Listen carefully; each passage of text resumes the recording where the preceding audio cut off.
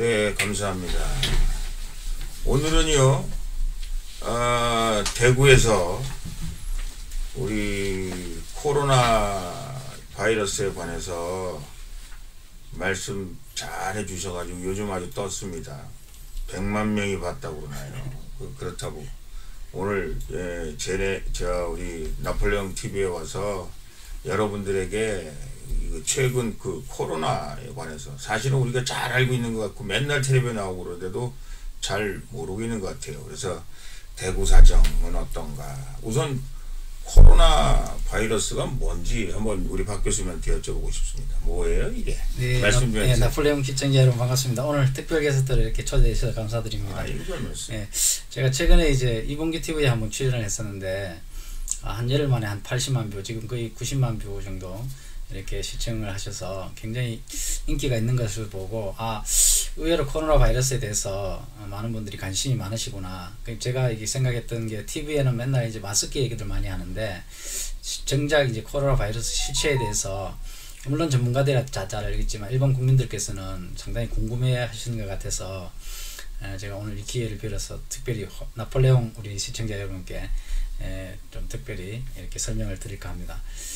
코로나 바이러스도 뭐 우리가 잘 아는 바이러스인데, 그 전에 먼저 이제 바이러스란 무엇인가, 바이러스란 이제 라틴어에서 유래했는데 우리말로 하면 이제 굳이 번역하자면 이제 독이라는 그런 뜻을 가지고 있습니다. 그런데 이제 그런 너무 포괄적인 뜻이 있기 때문에 이제 바이러스라는 용어를 쓰고, 바이러스의 가장 큰 특징은 이제 이 생명체도 아니고 또 그렇다고 해서 무생물체도 아닌, 그러니까 생명체와 무생물체의 중간 단계, 단백질 하나의 입자라고 할 수 있는데 그 안에는 이제 유전 정보가 담겨 있는 이제 그런 하나의 이제 단백질 입자라고 이제 할 수가 있습니다. 박종석 교수라고 이름을 자꾸 김종석이라고. 네, 박종석입니다. 예. 네. 그리고 친박 신당 지지도 2.6% 사실입니다. 예. 네, 축하드립니다. 자꾸 질문하시네. 네. 죄송해요. 아닙니다.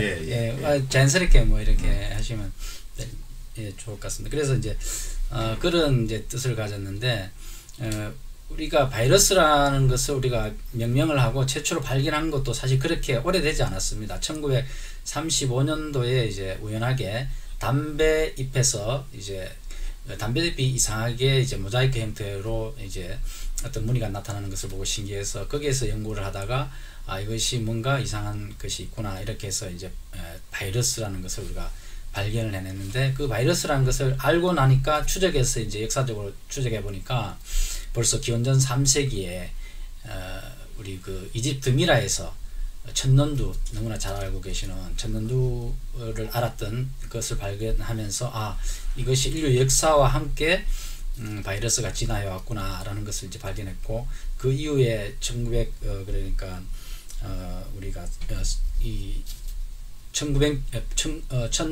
19세기 말까지 천년두가 굉장히 창궐을 해서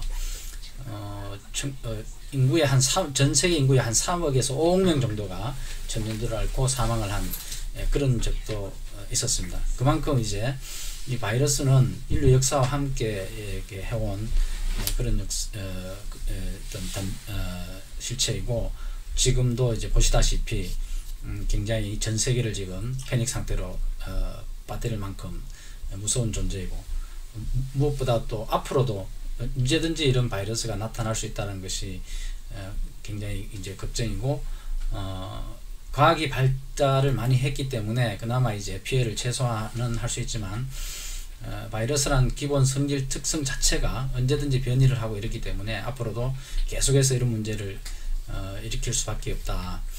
저도 이제 사스 메르스라든지 이런 이제 바이러스 사태를 겪으면서 그때도 생각을 했습니다. 이게 언젠가는 이제 계속해서 반복적으로 일어날 것이다, 그런 생각을 했었고, 특히 이제 전 세계가 지구촌화되었기 때문에 앞으로는 이제 이 바이러스가 한번 생기면 이번에도 중국에서 발병을 해가 급속도로 불과 한두 달 만에 전 세계로 퍼져나가듯이 앞으로도 이런 일들이 발생할 텐데, 우리 이 바이러스에 대해서 좀 더 많은 관심을 가지고 알고 대처를 함으로써 앞으로 이런 것들을 최소화시켜야 되겠다, 피해를, 그렇게 생각합니다. 그 이제 코로나 바이러스에 대해서 말씀해 주셨는데 왜 이런 것들이 이렇게 자꾸 주기적으로 일어나는 거예요? 예, 그래서 아까 잠깐 말씀드렸듯이 이미 이제 인류 역사하고 계속 같이 왔는데 우리가 살아가면서 우리가 이제 뭐 사람, 동물 또 그 다음에 식물 다 어우러져서 이제 살듯이 항상 이 바이러스나 세균들이 우리 지구상에는 같이 살아갈 수밖에 없는 이제 것인데 문제는 이제 바이러스 중에서도 이제 바이러스는 크게 두 가지로 나누는데요. 우리가 이제 구조상으로 보면 이제 이 핵산의 구조가 이중 나선 구조인 DNA 구조를 가진 바이러스, 그 다음에 이제 이번에 코로나 바이러스처럼 핵산의 구조가 외가닥 구조, 이런 바이러스가 있는데 이 이중 나선 구조를 가진 그런 핵산의 구조를 가진 염색체 구조를 가진 바이러스는 비교적 안정화가 되어 있기 때문에 변이가 잘 안 일어나는데, 그래서 거기는 이제 치료도 좀 비교적 잘 되고 관리가 잘 되는 반면에 이번 코로나 바이러스, 특히 이제 겨울철에 이 감기를 일으키는 뭐 독감 바이러스도 마찬가지, 코로나 바이러스도 마찬가지, 대부분의 이제 바이러스들이 외가닥, 그러니까 바이러스이기 때문에 굉장히 변이가 심합니다.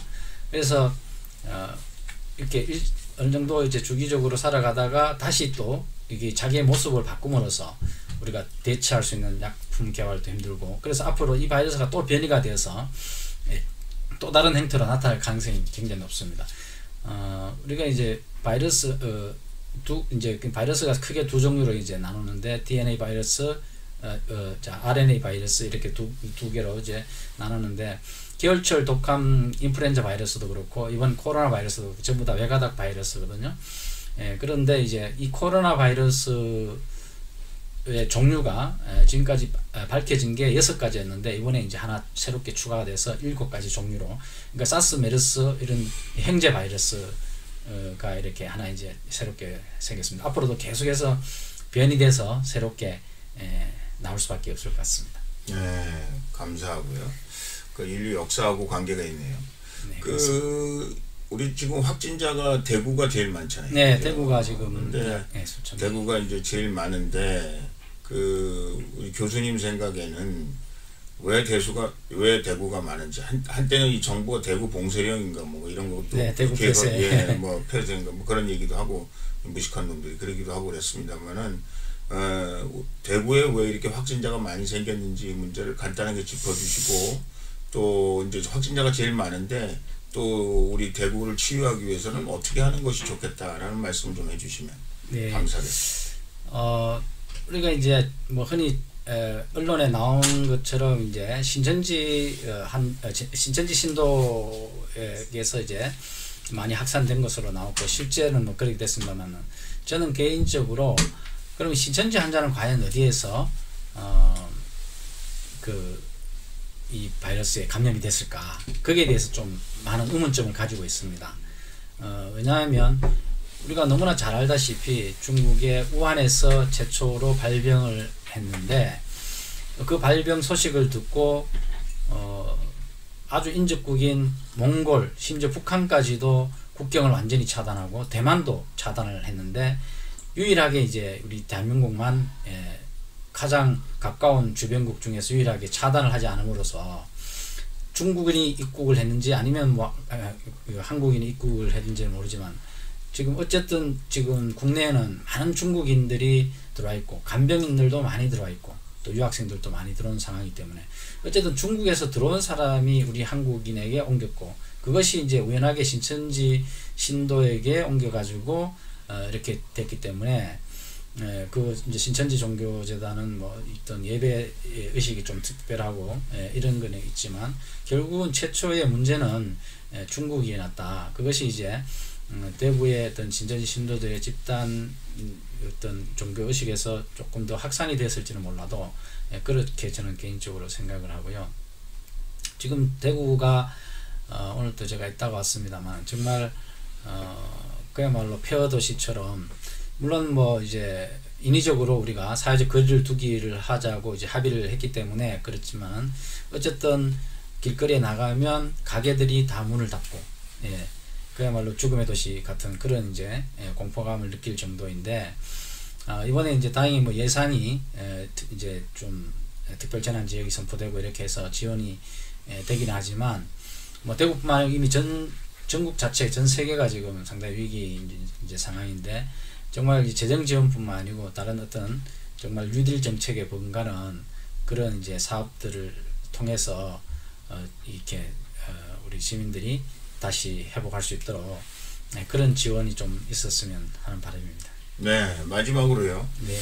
이번 정부에서 이 코로나 대책을 네. 하고 있는데 가장 잘못하고 있는 건 뭔지, 어떻게 우리가 하는 것이 바른 건지 옳은 건지 한번 말씀 좀 해주셨으면 좋겠어요. 네, 저도 처음 발병했을 때 중국 주변 국가들이 차단을 이렇게 전면적으로 그만큼 북한이 지금 국내 경제 상황이 굉장히 어려움에도 불구하고 국경을 전면 차단했는데 그것을 봤을 때 굉장히 심각성을 알았을 텐데 이제 어떤 외교적인 문제라든지 이런 것 때문에 정부의 어떤 여러 가지 문제 때문에 차단을 하지 않음으로써 이런 문제가 저는 발생을 했다고 보거든요.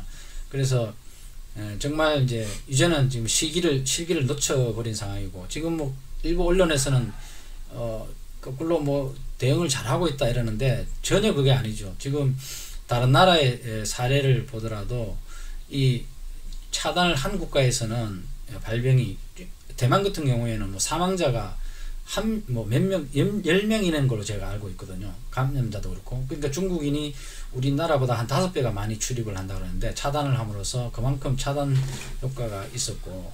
그래서 이게 절대적으로 정부가 잘한 것이 아니고 저는 완전 실패라고 보거든요. 그나마 우리 국민들이 또 의료진들이 희생과 봉사정신으로 정말 너무나 잘 대응을 그분들이 해줘서 이렇게 지금 그나마 조금은 더 위기를 돌파를 하고 있는데 저는 이제 개인적으로 이 바이러스라는 게 아까도 말씀드렸듯이 언제 어느 때 계속해서 이제 재발을 할 수 있고 그 주기가 보면 굉장히 짧게 거의 4, 5년, 6년 단위로 이게 발생을 하는데 정책적으로 저도 이제 제가 이번에 이제 코로나 바이러스를 진단하는 진단 검사가 바로 저희 임상병리과 졸업생들, 임상병리사가 담당을 하는 거거든요. 그래서 지금 저희 제자들이 대구뿐만 아니고 전국에서 코로나 바이러스를 직접 검사를 하고 저도 병원에서 검사하는 현장에도 가보고 이렇게 했는데 이 바이러스에 대해서 대응하는 것은 가장 좋은 거는 치료약이라든지 이런 것을 개발하는 게 좋은데 치료약은 개발하는데 수년이 걸릴 수도 있습니다. 사스 메르스도 아직까지 완전 치료약이 개발되지 않았거든요. 그만큼 바이러스가 까다롭기 때문에 치료약을 개발하는 것은 시간적인 한계, 여러 가지 과학적인, 기술적인 이제 어려움이 있는데 뭐 그렇다고 이제 포기할 건 아니지만 치료약 개발은 그대로 하면서 그나마 우리나라가 이제 바이러스 진단 기술, 우리나라가 의학 기술이 굉장히 발달하면서 이 진단 검사 기술이 굉장히 발달을 했거든요. 그래서 정부에서는 이렇게 손을 놓고 있었지만 우리 과학계에서 의료보건의료기획 과학계에서는 진단 검사 기술을 굉장히 발달을 시켜서 그나마 이번에 이제 진단을 빨리 할 수 있는 그런 이제 대응을 잘 할 수 있었는데 그럼에도 불구하고 제가 이번에 이제 또다시 느낀 것이 뭐냐 하면 우리가 사스 메르스라든지 이런 상황을 겪고서도 정부에서 이 전염병 관리 정책이라든지 이런 것들이 굉장히 대비가 잘 안 되었다, 허술하다. 그래서 제가 우리 병원에 가면 병원 내 감염이 상당히 만연되어 있거든요. 그래서 그런 심각성 때문에 병원마다 감염관리위원회라는 것이 있는데 거기에 의사 간호사들은 예를 들면 당연직으로 들어가 있는데 저희들처럼 정작 바이러스를 직접 진단 검사하는 우리 전문가들은 그 위원회에서 당연직에서 빠져 있습니다. 그러니까 넣어도 되고 안 넣어도 되고 실제로는 일을 하고 있어요. 그런데 그걸 의무화시키면 이제 인건비 부담이 되기 때문에 임상병리사, 그러니까 진단검사를 담당하는 바이러스 진단검사를 담당하는 저희 같은 임상병리사는 그 위원회에서 싹 빠져 있습니다. 그만큼 제가 한 10년 전부터 그것을 이제 입법을 하려고 국회에서 굉장히 노력을 했는데 아직도 그 기득권이라든지 여러 가지 벽에 부딪혀서 못하고 있는 실정이거든요. 그런 것 하나만 보더라도 정말 우리가 이 법 개정 같은 게 굉장히 필요한 부분이 많이 있고요. 특히 이제는 제가 이제 개인적으로는 전면적인 이 어떤 전염병 관리 대책이 세워져야 된다. 지금까지 개념을 완전히 무너뜨리고 예를 들면 공항이라든지 항만 이런 곳에서는 이제는 출입자들에게 수시로 샘플링으로 이제 바이러스라든지 어떤 전염병이 있는지를 의무적으로 검사하게끔 이걸 법제화해서 예를 들어서 중국인이 하루에 10,000명이 들어온다, 1,000명이 들어온다 이렇게 했을 때 그 중에서 최소 50명, 100명은 의무적으로 공항에서 검사를 할 수 있도록 요즘은 이제 리얼타임 PCR이 아주 그 빠른 검사 속도를 가진 그 장비들이 개발되었기 때문에 잠시 6시간 정도 또는 한나절 정도 이렇게 대기를 시키면 되기 때문에 그런 것들도 이제 우리가 법적으로 제도화를 해서 상시적으로 언제 이런 일이 발생할지 모르기 때문에 그런 이제 법제화도 필요하고 이번에 또 보셨다시피 대량 환자가 발생했을 때 병실이 부족해서 그런 이제 병실 같은 경우에도 우리가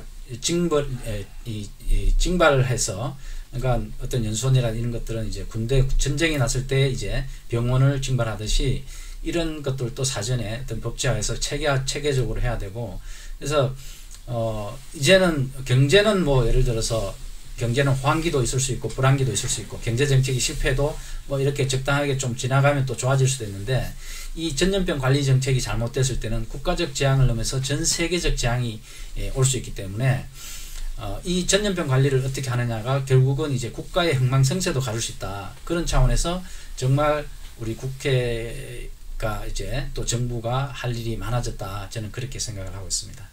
감사합니다. 오늘 대구에서 오셔서 우리 친박신당의 비례대표 공천 신청도 하시고 또 오늘 와서 이렇게 말씀도 해주시고 그래서 너무 감사하고요.